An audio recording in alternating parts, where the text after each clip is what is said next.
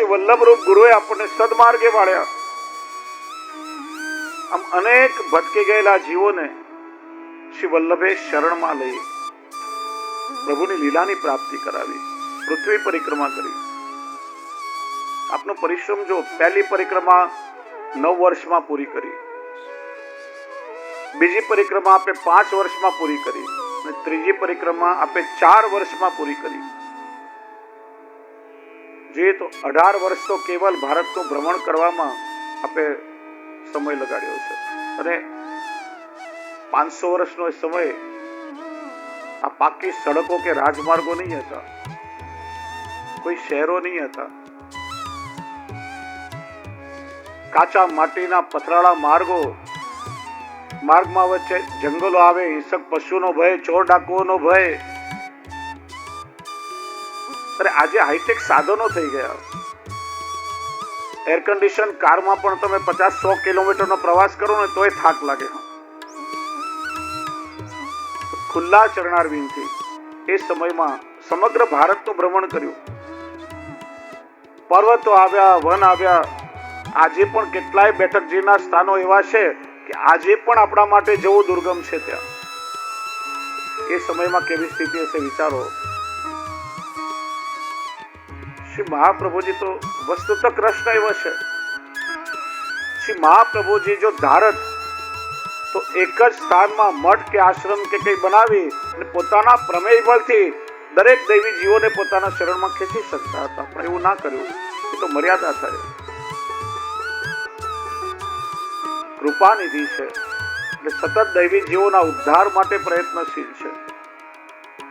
સામે પધારીને પ્રભુની લીલાથી વિખરાયેલા એક એક મોતીને વીણીને આપે ઠાકોરજી સુધી પહોંચાડ્યા છે. ગોપાલદાસજી કહે છે, અંગ ભંગ કલિંગ કૈકટ મગધ મારુ સુરસિંધ તે તામસના ઘર્યા પ્રતાપ પદરજ ગંધ. જ્યાં આપસી પધાર્યા દેવી ભૂમિ, ત્યાં પ્રગટ આપે જીવોનો ઉદ્ધાર કર્યો, ને જ્યાં ન પધાર્યા એ આસુરી ભૂમિના જીવોને પોતાના ચરણારવિંદની ગંધ દ્વારા ઉદ્ધાર કર્યો છે.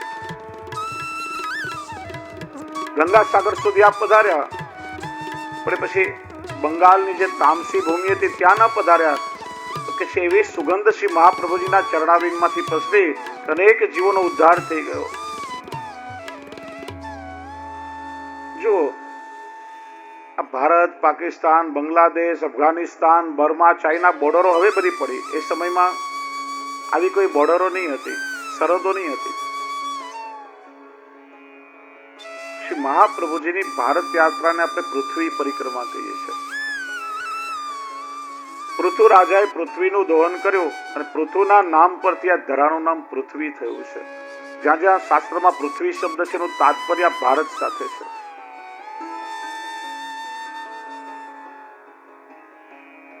આજે પણ તમે જુઓ શ્રી મહાપ્રભુજીના 84 બેઠક જે એ ભારતની સરહદમાં છે.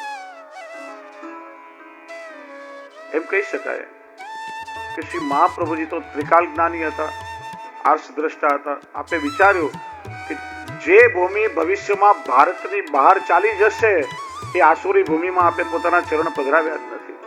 અથવા તો એવું કહી શકાય કે જે ભૂમિમાં શ્રી વલ્લભના ચરણ પધાર્યા એટલી જ ભૂમિ આ ભારતમાં રહી છે, ને બાકી આસુરી ભૂમિ બહાર ચાલી ગઈ. દૈવોદ્ધાર પ્રયત્નાત્મા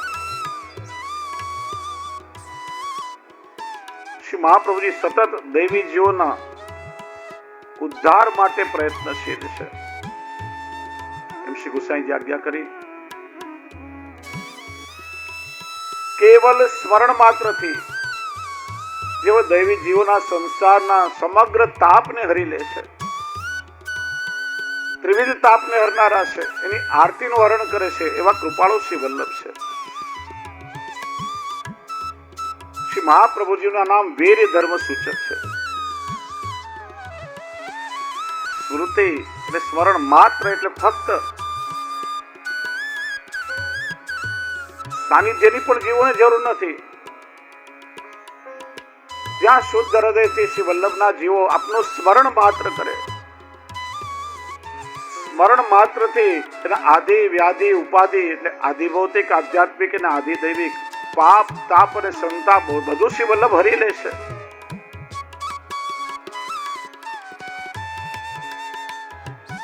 શ્રી વલ્લભમાં નિષ્ઠા અને દ્રઢતા હોવી જોઈએ, વિશ્વાસ હોવો જોઈએ. ત્યારે શ્રી વલ્લભના એ સ્વરૂપનો ચોક્કસ અનુભવ થાય.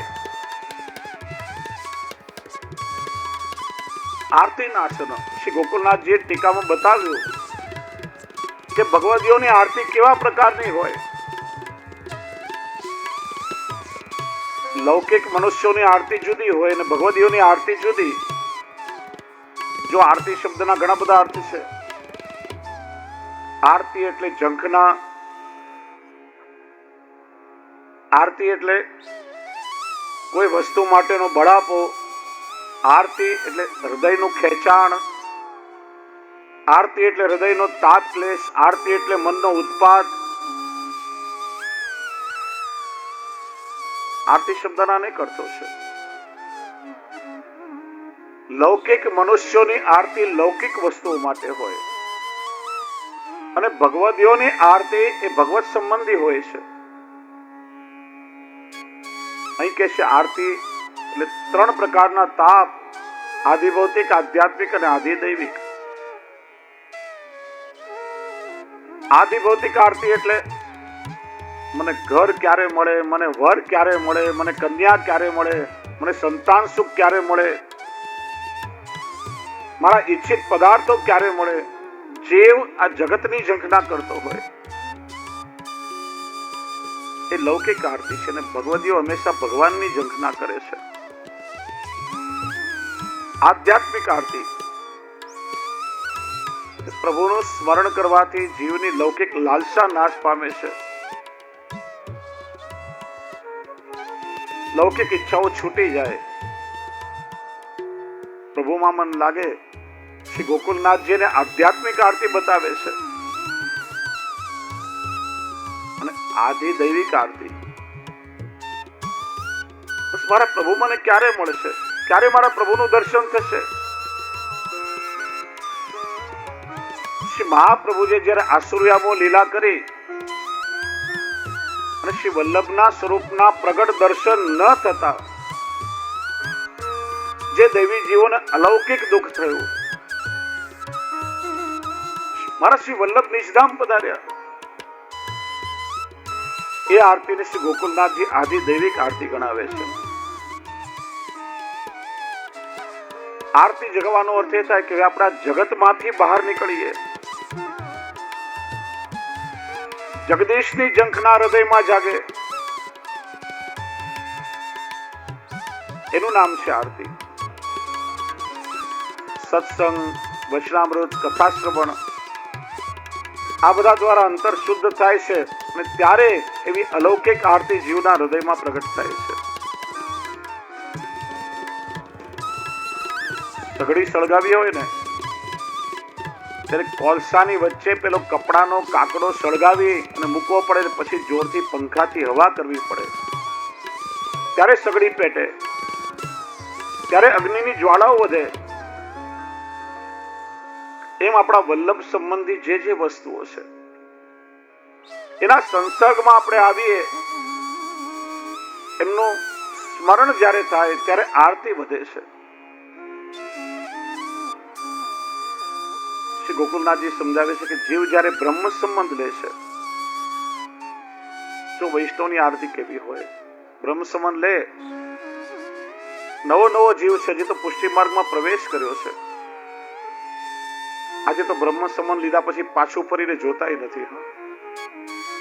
આ વડીલોએ કહ્યું કે આપણે વૈષ્ણવ છીએ, આપણી પરંપરા છે, લેવું જોઈએ એટલે લઈ લીધું, પછી ભયો બસ. વાસ્તવમાં બ્રહ્મ સંબંધ જીવ લે ત્યારે એને ઝંખના જાગે. આજે મેં બ્રહ્મ સંબંધ લીધું, મારા પર કૃપા થઈ, પુષ્ટિ માર્ગમાં હવે મારો પ્રવેશ થયો છે. મારો પુષ્ટિ માર્ગ શું છે એ હજી મને ખબર નથી. મારા શ્રી વલ્લભનું સ્વરૂપ શું છે એ મને ખબર નથી.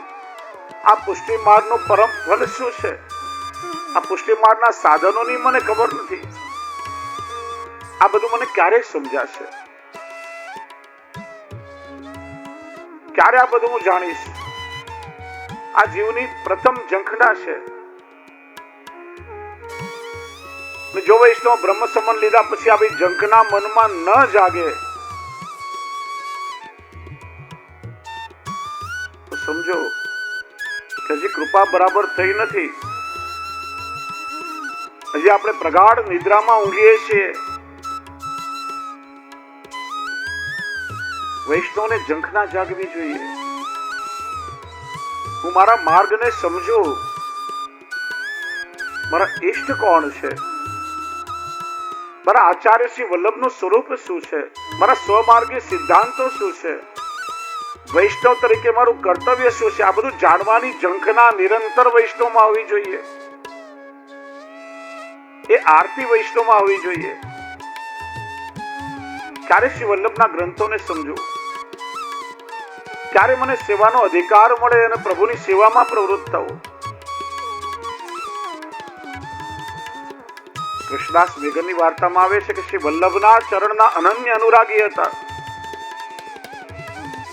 શ્રી વલ્લભની સેવા કરતા કરતા પણ એમના મનમાં એક ઝંખના રહેતી હતી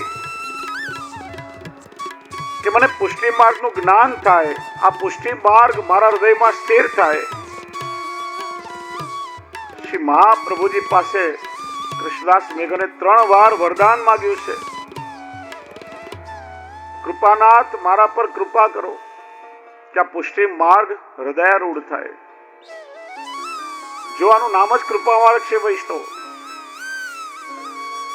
જ્ઞાન માર્ગ કે મર્યાદા માર્ગના સિદ્ધાંતો વાંચવા કે સાંભળવાથી સમજી શકાય, પણ આ પુષ્ટિ માર્ગના સિદ્ધાંતો જ્યાં સુધી શ્રી વલ્લભની કૃપા ન થાય ત્યાં સુધી જીવની સમજમાં ના આવે. કૃપા સાધ્ય છે, આ સાધન સાધ્ય નથી. સુરદાસજી એક પદમાં ગાયું છે, જોલો હરિ અપુનપો ન જણાવે, તોલો સકલ સિદ્ધાંત માર્ગ કો પડે સુને નહીં આવે. ઠાકોરજીએ જેને જેને પોતાના જાણ્યા છે એના પર કૃપા વિચારી છે. જીવને ઝંખના થાય કે હું માર્ગમાં આગળ વધું. આ બ્રહ્મ સંબંધ લીધા પછીની જીવની પહેલી આરતી છે. પછી જ્યારે જીવને પુષ્ટિ માર્ગના સાધન અને ફળનું જ્ઞાન થાય, ઠાકોરજીની સેવા કરવા લાગે, ત્યારે એના હૃદયમાં ભગવત સંબંધી ભાવ જાગે છે.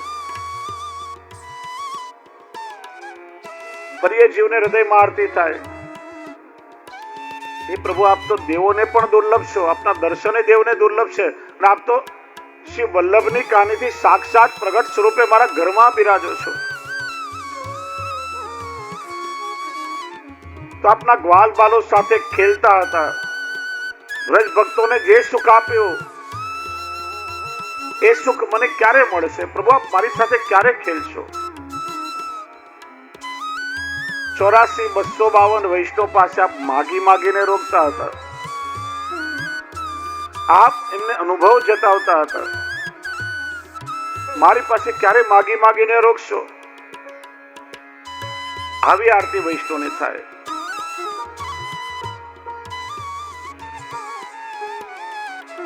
કીર્તન આવે છે ને, સુરદાસજી વિનંતી કરે છે, નાગર નંદ કિશોર વિનતી કરત ભયો ભોર, હમ ચિતવત તુમ ચિતવત નાહી, મેરે કર્મ કઠોર. સુરદાસજી માગે છે શ્રી વલ્લભનું સ્મરણ થશે તો આપણી એ વીર આરતી દૂર થશે ને શ્રી વલ્લભની કૃપાથી ઠાકોરજીનો સંગમ આપણને ચોક્કસ થશે.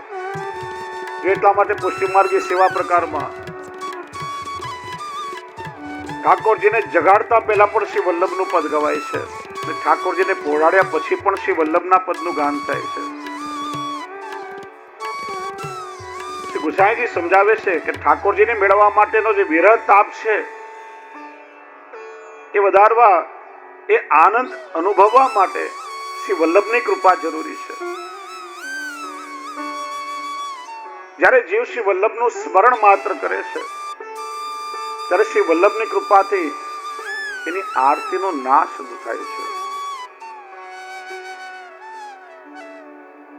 જો બે શબ્દ આપણે ત્યાં બતાવ્યા છે, નિવૃત્તિ અને નાશ.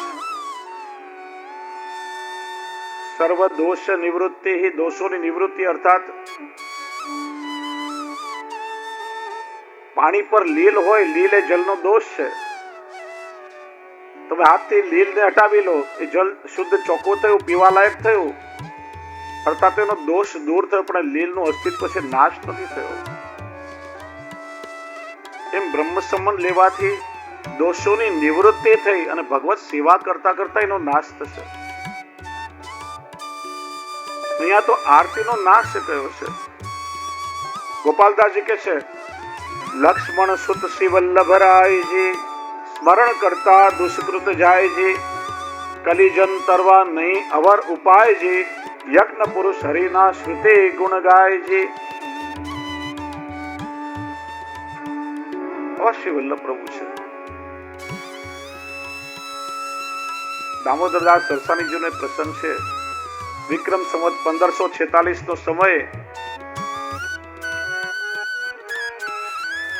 10 વર્ષમાં સર્વ વેદ વેદાંગોનું જ્ઞાન મેળવી શ્રી મહાપ્રભુજી 11મા વર્ષે ભારત ભ્રમણ કરવાનો પ્રારંભ કર્યો છે. યાત્રા તો નિમિત્ત માત્ર છે, એક તો આ ભૂમિનો ઉદ્ધાર કરવો છે. કારણ કે પૃથ્વીની વિનંતી, પૃથ્વી ગાયનું રૂપ લઈ પ્રભુને વિનંતી કરવા ગઈ, પ્રભુ અમારો ભાર દૂર કરો. અસુરોનો ભાર વધ્યો ત્યારે ભગવાનનો કૃષ્ણાવતાર થયો. કૃષ્ણાવતારમાં 11 વર્ષ 52 દિવસ કેવલ બ્રજલીલામાં ચરણમાં પાદુકા ધારણ કરી અને ભૂમિનો ભાર દૂર કરવો છે. એ આગળ આવશે નામમાં ભૂમિ ભાગ્યમાં વિસ્તારથી સમજશે. અને બીજો દૈવી જીવોનો ઉદ્ધાર કરવો છે. શ્રી મહાપ્રભુજી દૈવી જીવોને સનાત કરવા માટે નીકળી પડ્યા છે. પ્રાતઃકાલનો સમય છે. વર્ધાના રાજમાર્ગ પરથી શ્રી મહાપ્રભુજી પધારી રહ્યા છે. શ્વેત ધોતી ઉપરના ધારણ કર્યા છે. વર્ધાના નગર શેઠ કપૂરચંદ અરસાણીજી એમની હવેલીના છજ્જા પર નાનકડા દામોદરદાસ સરસાણીજી શ્રી વલ્લભનું સ્મરણ કરી રહ્યા છે. મારા શ્રી વલ્લભ ક્યારે પધારશે, ક્યારે મારા પર કૃપા કરશે? પ્રાગટ્ય સમય તો દર્શન આપ્યા, પણ 10 વર્ષના વાળા વીતી ગયા. એમનું દર્શન હવે ક્યારે મળશે? અને શ્રી વલ્લભ પધારશે તો આ જ રાજમાર્ગથી પધારશે. મીઠ માંડીને પ્રતીક્ષા કરી રહ્યા છે. 11 વર્ષથી તીવ્ર સ્મરણ થઈ રહ્યું છે. એ તાપ ક્લેશાનો અનુભવ કરી રહ્યા છે. અહીં પિતાના અવસાન બાદ ચારે ભાઈઓના સંપત્તિના ઘરમાં ભાગલા પડી રહ્યા છે. દામોદરદાસ સરસાણીજી તો એ અલૌકિક સંપત્તિની પ્રતીક્ષા કરી રહ્યા છે. દૂરથી દિવ્ય તેજ પુંજનો પ્રકાશ દેખાયો અને જોતા જ દામોદરદાસજીના નેત્રોમાં અલૌકિક ચમક આવી ગઈ. જ્યાં દૂરથી પધારી રહેલા શ્રી વલ્લભના દર્શન કર્યા, પગથિયા ઉતરવાનો સમય પણ ન બગાડ્યો, સીધો છજ્જા પરથી નીચે ઠેકડો માર્યો અને આવીને દોડતા દોડતા શ્રી વલ્લભના ચરણોમાં પડ્યા છે.